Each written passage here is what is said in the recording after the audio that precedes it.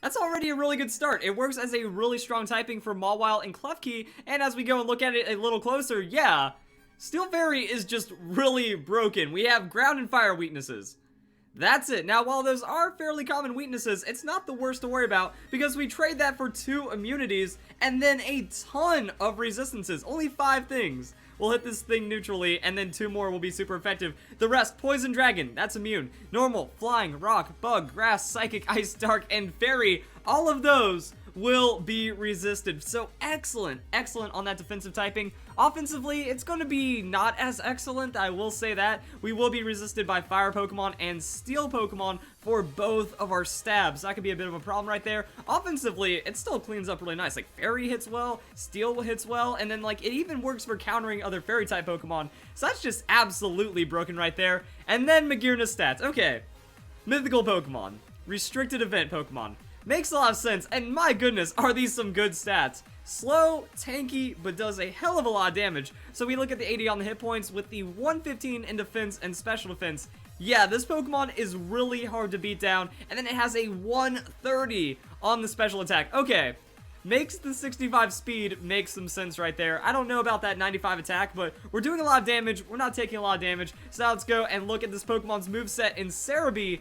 I don't see the Moonblast, so it means we are going to be stuck with a Dazzling Gleam, slightly less damage for our primary stab. We do have the Flash Cannon, so we just get good lower special attacking damage. So it's not like we get 90s like through an Ice Beam or a Moonblast or some kind of other move, you know, so we are going to be a little low damage on our stab, but that's not the worst thing that could happen, especially because we have the 130 on the special attack, but we might end up feeling that. I see the Calm Mind right there, so that's pretty good for the setup. We even have Iron Defense, so we can get really tanky if we want to. Now, Fleur Cannon. This is going to be an exclusive move for Magearna. Unleashes a strong beam, but lowers the special attack stat by 2. So think Overheat, think Leaf Storm, think all of those moves like that you do a huge amount of damage, 130 base power, most likely stab, and then you end up cutting your special attack from that. 90 accuracy as well, so it's pretty standard. It's like the Psycho Boost, I believe it's what it's called, for the Deoxys, and then we even get the Ice Beam. So I'm liking the coverage.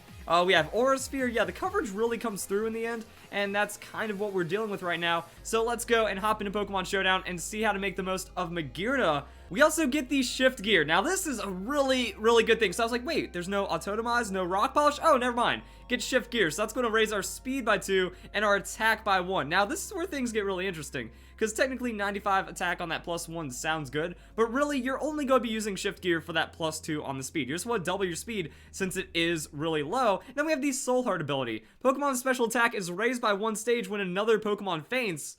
By the way, it includes allies. So think about that. And that's kind of like, okay, crazy in doubles, crazy in singles, and my thought is just go Fairy MZ. Like, we're such a tanky tank Pokemon of tank that even without any investment, it's still a 2-3 KO Pokemon. We're going to survive a lot of things, and even some weaker super effective hits. So we're going to be looking really strong right there, and then that means we Shift Gear, we now start out speeding everything, and then we just Fairy MZ into the Fleur Cannon. So Fleur Cannon normally would lower special attack by 2, but when you Z move it, it doesn't. And it gets a hell of a lot more power. So then it's going to get a 195 base damage. That's kind of ridiculous, especially with the stab. So the idea is you use Fairy MZ to go and blow something up after you outspeed them from the Shift Gear and tank up that first hit, and now you're at +1 because you KO'd something, and that's going to give your Soul Heart a boost. Well, then that means your Fleur Cannon is going to have a 195 base power again, so you can blow up something else, and then you go to another +1, then you -2, and now you're still at neutral, and you could use Fleur Cannon again and blow something up. Like, that's really how this would work out. That you could just get like 3 shots on the Fleur Cannon and just keep going, or you can keep trying to snowball. That if your opponent responds with something that doesn't tank you up, something that might also fall into a little bit of your coverage, you can keep going from there. So at +1, now Flash Cannon, now Dazzling Gleam. These moves are threatening a KO, and then you could go to +2, use Fleur Cannon, and then that's going to give you another +1. Now you're still at +1 again in Fleur Cannon. Like, the snowball on Magearna after you Shift Gear can get absolutely silly. But I will say that this is going to be like your decision, that not every Magearna set will kind of run the Fairy MZ or run like this. But if you run the Fairy MZ with the Floor Cannon, you might want to get rid of the Dazzling Gleam, because as you can see, Floor Cannon is just a really good out. That's where you could consider a move option. I don't really know what to put. Energy Ball is going to be good. Like, pretty much you're just going for the coverage. Aura Sphere is going to be pretty nice because Steel-type Pokemon resist you pretty heavily, gives you something to do against Fire-type Pokemon. And like I said, with the Ice Beam, well, now we're just getting Trio resisted and we have nothing against Fire types. So we might as well go for the Aura Sphere, and a +1 Aura Sphere on a weakened Fire-type Pokemon could be enough damage to seal the deal as well. I just wanted to kind of show you guys the speed right here, that we can go with a Modest Nature, get the most out of it. If we go with Timid, that's going to cut a little bit of our damage, but I don't think it's like the worst thing that could happen. And then we have over 500 speed at level 100, and then if we drop it down to level 50, that's when speed tiers start getting really interesting. We can still see that we're outspeeding tons of different Pokemon, that if the opponent is going for some kind of speed boosting setup, we're still going to outspeed it. If they're going for a Scarf, we're still going to outspeed it. So the Timid will give you a little bit safety against like some of the craziest, fastest sweeping Pokemon out there, and in the end, we'll still be pretty safe. And now I want to go and look into doubles a bit. Now we have Memento Whimsicott. And here's where things start getting pretty awkward, because Memento Whimsicott is currently banned right now because there's an issue with like Parting Shot and Memento and something, and there's a glitch. I don't fully understand it. People are just reporting that it is banned on Wi-Fi and in tournaments right now. So maybe if Game Freak patches that soon, it will be usable. But the second problem, which is why this is so weird, is this is not available right now. That in pre-Pokebank times, which is why I'm recording this video, Whimsicott cannot have Memento legally. That the Pokemon just doesn't exist for it for the egg moves. So once Pokebank comes out, this is going to be a really interesting strategy to see. The idea is you Prankster Memento, you harshly drop a foe's attack and special attack stat, you sacrifice yourself, and then Magearna gets a free +1, and then that means the other Pokemon is going to be very challenging against the Magearna because it's going to have a reduced attack and special attack stat. Also, there is something like the Tailwind, so you can use the Tailwind, protect on Magearna, and then also have Whimsicott with like a Focus Sash or something. After that, Prankster Mementos. So now you have Magearna with a Tailwind boost, a +1, going for damage. The opponent can't do anything back because of that Memento. So what you do is just KO the thing that isn't Mementoed, and then yeah, the opponent has to force a switch, you get even more stats, you KO something, that's a +2, you use Floor Cannon, that's still at +1, and now your damage is absolutely off the charts, and you even do like Helping Hand and Dazzling Gleam and all kinds of fun stuff right there. Also, we have the Final Gambit. So I was looking at just random Pokemon that get Final Gambit. We have a list right here, so we have like Mankey, Primeape, Starly, Staraptor, all those Pokemon, Alolan Diglett, into the Dugtrio, and yeah, breeding will give you Final Gambit on a good amount of Pokemon, and the overall idea is that Excelgor is going to be really good at it, but again, once the bank becomes available, that's going to change some things around, and we can see some other Pokemon. So the idea is with Final Gambit, you get a free +2, so you get a really fast Pokemon. Like, Dugtrio, unfortunately, isn't the best Final Gambit because it has a low hit point pool, so even with like max hit point investment, it might not find a KO. So I just wanted to kind of also bring that to effect. But we have a Pokemon like Staraptor, the Lucario, Pokemon that just have higher health pools. Your Final Gambit is going to be really funny. Actually, I think the Basculin has a decent amount of health if I actually pull up the... Wow, I can't even type today. Okay. There we go. Now let's go look up the Basculin. 70 on the hit points. It's going to be much better than the 35. So that's going to be our KO range on the Final Gambit. Ideally, under perfect Final Gambit scenarios, you're going to be able to Final Gambit. That feints your Pokemon regardless, and it could feint the opponent's Pokemon, which means now Magearna is starting off at +2, which can be pretty ridiculous. Also, with its slow speed, Trick Room could be a very viable option for. So you can either Tailwind boost it, or you can Trick Room boost it, and then Magearna is going to do just fine. Looks like the Modest Nature could be best, unless you're going for like very specific timid stuff right here, or if you're running Choice Scarf.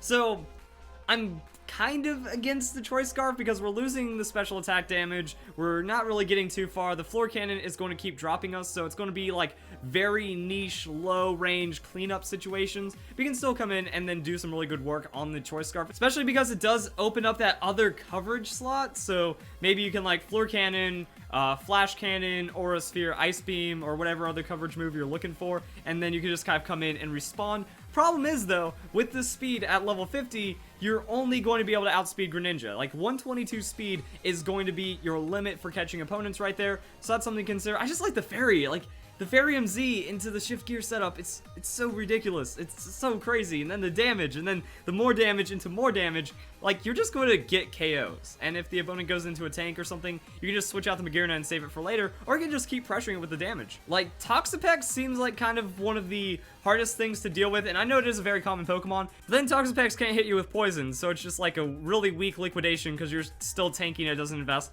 The matchups start getting really funny in Pokemon Sun and Moon. Even Energy Ball wouldn't have too much against Toxapex as well. So now I'm just looking into some other things, like we have Tank Filth setup. So I saw the Calm Mind, I saw the Iron Defense, and that's where the fun starts to really come in. So depending on what you're running, you can run like just Calm Mind and put in something else instead of the Iron Defense, or you can do whatever. My thought is use Calm Mind twice, you Floor Cannon, and then you just keep going until the opponent has no more Pokemon left. You use leftovers for tankiness, and I mean, I just don't want to give this up. That we have a 80 in the hit points, a 115 on the defense, so we can max out the hit points, max out the defense. If we go for something like a bold nature, so we get a defensive nature like that, it's going to be very tanky, and then the Calm Mind's going to be good.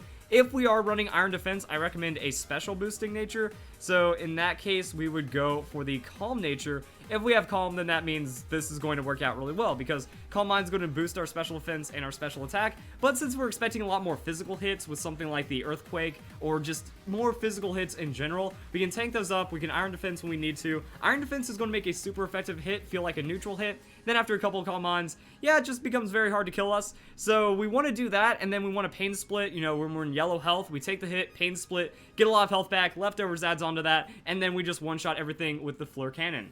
So yeah, +2 Floor Cannon will nuke even without any special attack investment. +1 Floor Cannon will still nuke, and then we just kind of gain, lose, Calm Mind, and then we win. So tanking Magearna mostly just to kind of frustrate the opponent, break through their stall a little, that if they kind of whittle you down, you Pain Split into a Floor Cannon, well, that's going to be hard for a lot of Pokemon to deal with, especially those slower tanks that are under that 65 speed on invested. So now let's go and check out some damage calculations. I'm just looking at some basic stuff like Dazzling Gleam without Life Orb, because I was thinking about Life Orb set, but I think the Fairium Z is just better. Like even on the 130 special attack, Modest Nature, not finding a lot of damage. Like Life Orb doesn't make it surprising or stunning or anything, so on the low end, you know, 75 hit points, 70 special defense, we're 2-hit KOing things, and then we go into Floor Cannon, and then we're at +1. So if you shift gear into Life Orb Modest, and then you just try to run off the Dazzling Gleams, that is a potential thing to do if you don't want to use up your Z slot on the Magearna. Now remember, it is a mythical Pokemon, so